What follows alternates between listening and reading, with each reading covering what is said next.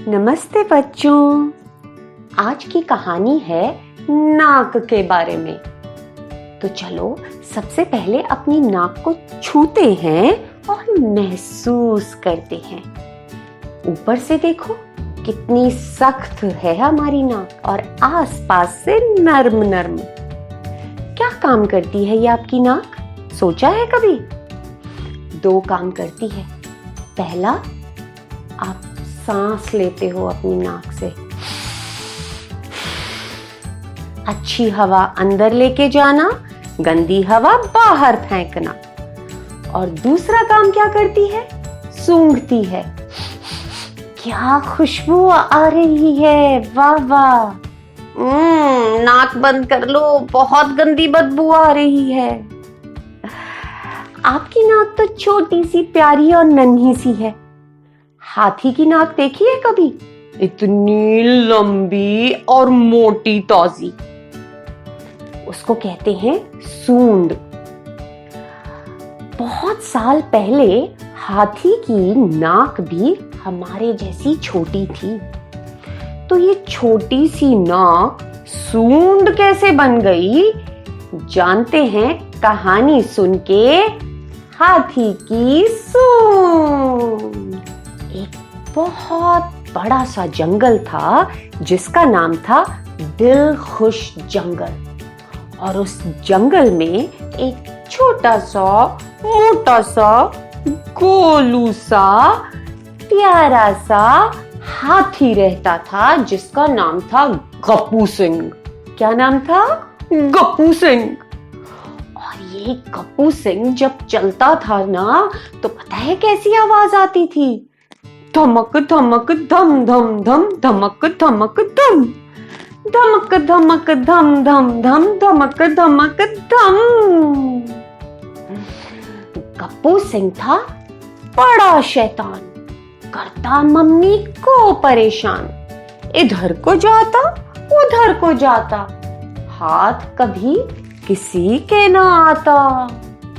सारा दिन शैतानी करता था गप्पू सिंह और बेचारी मम्मी को बारी बारी उसको डांटना पड़ता था, गुस्सा करना पड़ता था। और जब मम्मा गुस्सा करती थी, जानते हो कैसे रोता था? हुई हुई हुई हुई हुई हुई हुई हुई हुई हुई हुई हुई हुई। जैसे वो हुई हुई हुई हुई करके रोता था ना, मम्मी की तो हंसी छूट जाती थी। भला कोई रोता है हुई हुई हुई हुई हुई करके? एक दिन गप्पू सिंह जंगल में अपने दोस्तों के साथ खेल रहा था। दूर से उसने देखा मटकू बंदर बेचारा लंगड़ाता हुआ चलता हुआ आ रहा है। उसके मुंह पर दिख रहा था कि उसको बहुत दर्द हो रही है। गप्पू सिंह भागता हुआ मटकू बंदर के पास गया और पूछा, मटकू क्या हो गया तुम्हारे को? तुम्हें क्या दर्द हो रही है? ऐसे लंगड़ा लंगड़ा के क्यों चल रहे हो मटकू तुम? तो मटकू बंदर बोला, अरे मत पूछो गप्पू सिंह, आज मेरे साथ क्या हुआ। आज मैं नदी पे पानी पीने गया था और वहां मैंने देखा मकरू मगरमच्छ सोया हुआ है। मैंने सोचा चलो चुप करके जल्दी से पानी पी के चला जाता हूँ, इसको पता भी नहीं चलेगा। जैसे ही मैं झुक के पानी पीने लगा, मकरू ने अपना बड़ा सा मुंह खोला और मेरी टांग दबोच ली और लगा मुझे पानी में घसीटने। मैंने तो पता है क्या किया, अपने आगे वाला पेड़ पकड़ लिया इस तरह और खूब जोर लगा के अपनी टांग उसके मुंह से छुड़ा ली और बस जल्दी जल्दी आ गया वापस। बच के आज तो मेरी जान बच गई। तुम कहीं गलती से भी उस नदी के पास मत चले जाना। गप्पू सिंह समझ गए ना बात को? गप्पू सिंह ने तो कभी मगरमच्छ को देखा ही नहीं था। उसने पूछा, मगर मटकू बंदर मुझे ये तो बताओ, ये मगरमच्छ दिखता कैसा है? मटकू ने बोला, अरे गप्पू सिंह मुझे प्लीज इसके बारे में बात नहीं करनी, जाओ तुम यहाँ से, जाओ जाओ। तो गप्पू सिंह ने सोचा चलो मैं अपनी मम्मी से ही पूछ लेता हूँ। तो चला वो अपनी घर की ओर। धमक धमक धम धम धम धमक धमक धम धमक धमक धम धम धम धमक धमक धम, और पहुंच गया अपने घर। और मम्मी से पूछा, मम्मी मम्मी ये मगरमच्छ क्या होता है? ये मगरमच्छ कौन होता है? उसकी मम्मी ने कहा, मटकू मगरमच्छ एक बहुत खतरनाक जानवर होता है। वो पानी में भी रहता है और पानी के बाहर भी रहता है। उसके दांत बहुत नोकीले होते हैं और वो बहुत अच्छी एक्टिंग करता है। जानते हो, पानी से बाहर निकल के वो ऐसे एक्टिंग करता है जैसे वो सो रहा हो।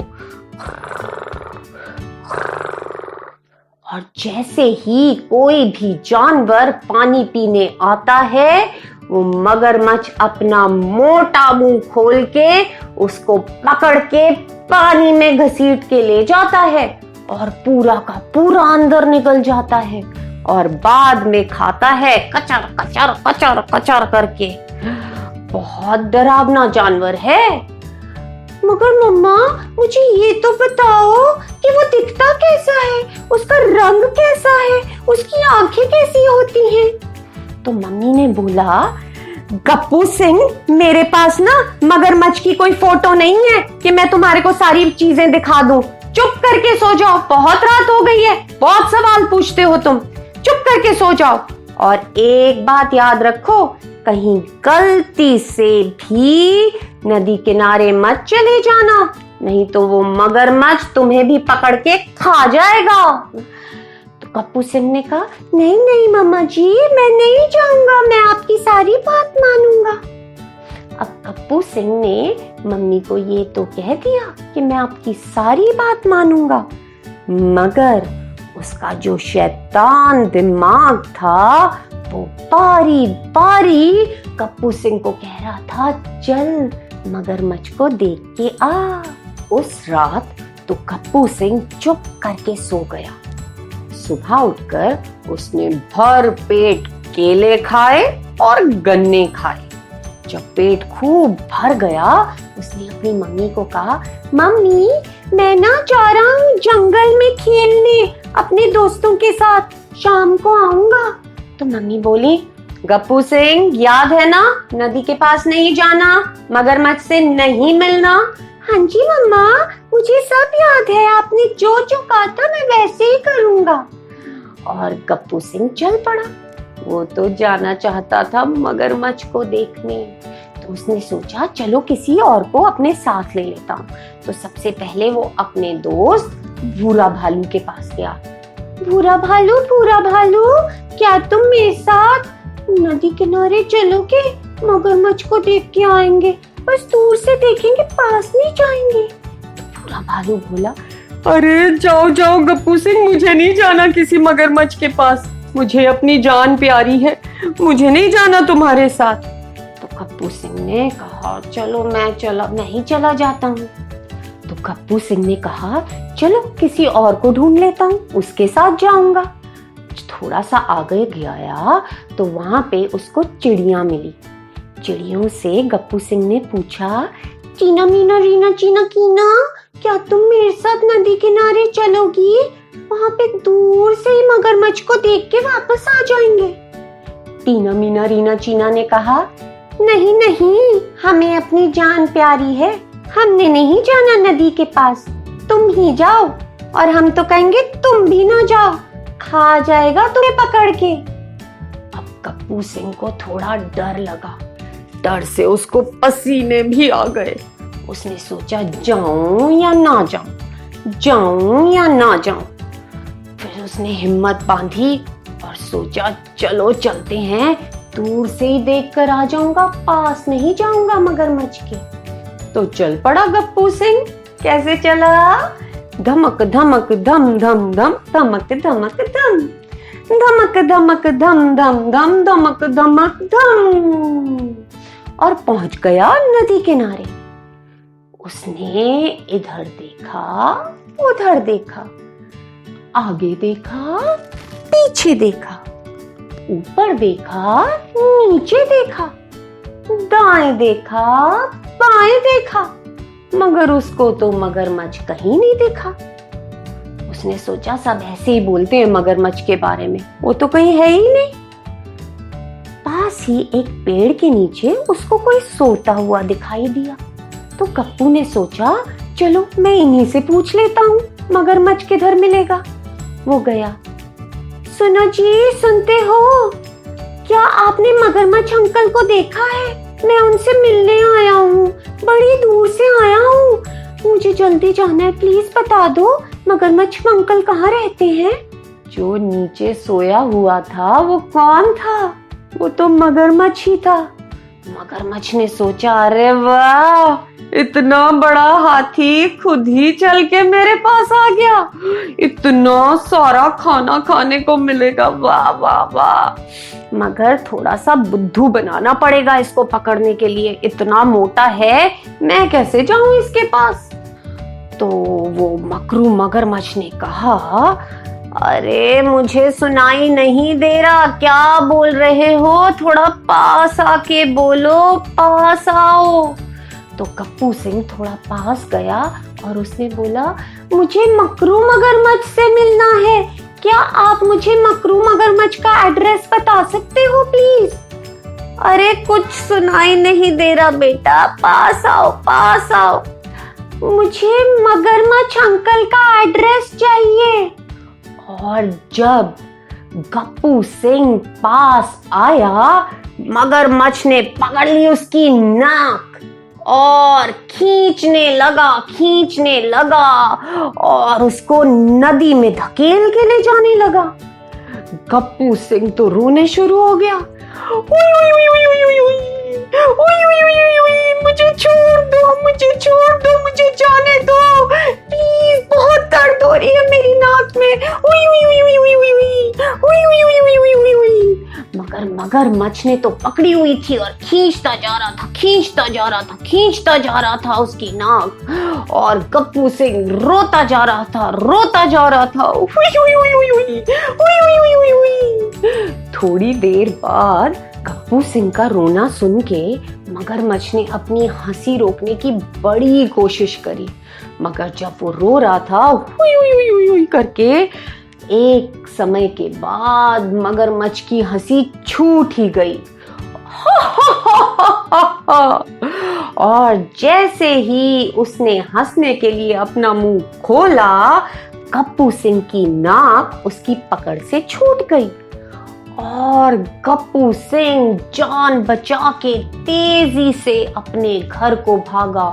धमक धमक धम धम धम, धमक धमक धम, धमक धमक धम धम धम, धमक धमक धम। घर पहुंच के गप्पू सिंह अपनी मम्मी से जोर से लिपट गया और रोने लग गया और बोला मम्मी मुझे चोट लग गई है नाक में, मुझे इतनी दर्द हो रही है मम्मी हुई।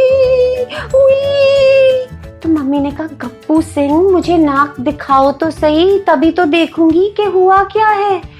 और जब मम्मी ने गप्पू सिंह की नाक देखी तो उसमें से खून निकल रहा था और गप्पू सिंह की नाक इतनी लंबी हो गई थी।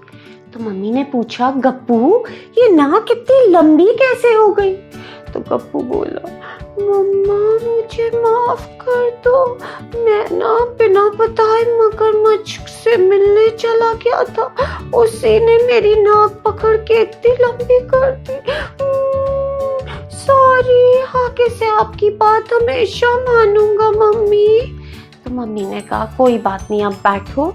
और मम्मी ने उसका खून साफ किया, उसको दवाई लगाई, दवाई खिलाई और रात को उसको चुप करके सुला दिया। अगले दिन जब गप्पू सिंह उठा, उसकी नाक में दर्द तो नहीं थी, मगर उसकी नाक उतनी की उतनी लंबी रह गई थी। अब क्या करे? अब तो वो ऐसे ही रह गया था। जैसे ही गप्पू सिंह बाहर जाता था, सब उसको छेड़ते थे, गप्पू सिंह लंबी नाक वाला, गप्पू सिंह लंबी नाक वाला। अब गप्पू सिंह को बेचारे को बड़ी शर्म आती थी और वो ऐसे मुंह झुका के छुप छुप के चलता रहता था।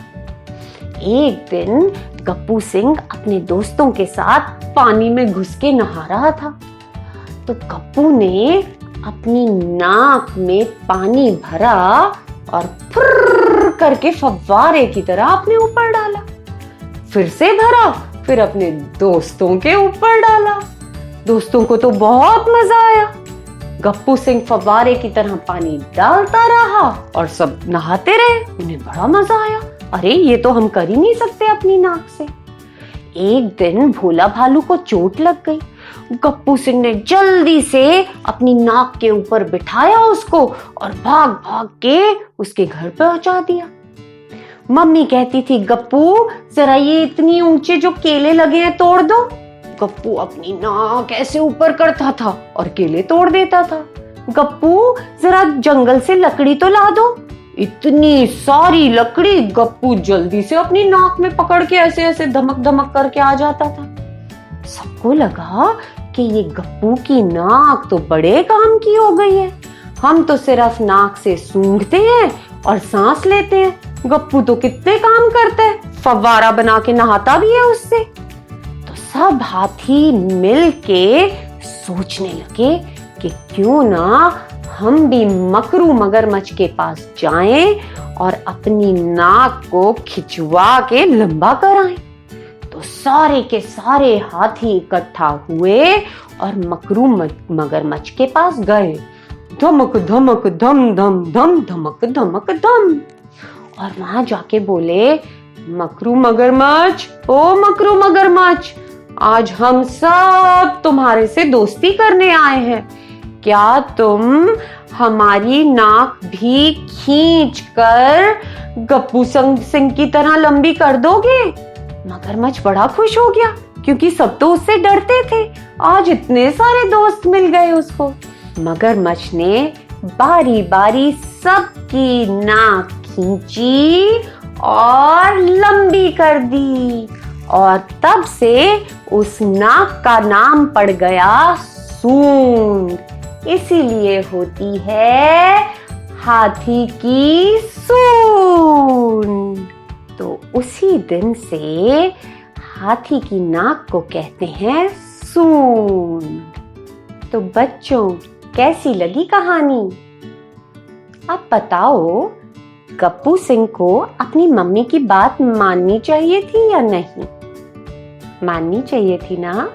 मुझे पता है आप तो सब अपनी मम्मी की बात मानते हो और ये बहुत बहुत अच्छी बात है।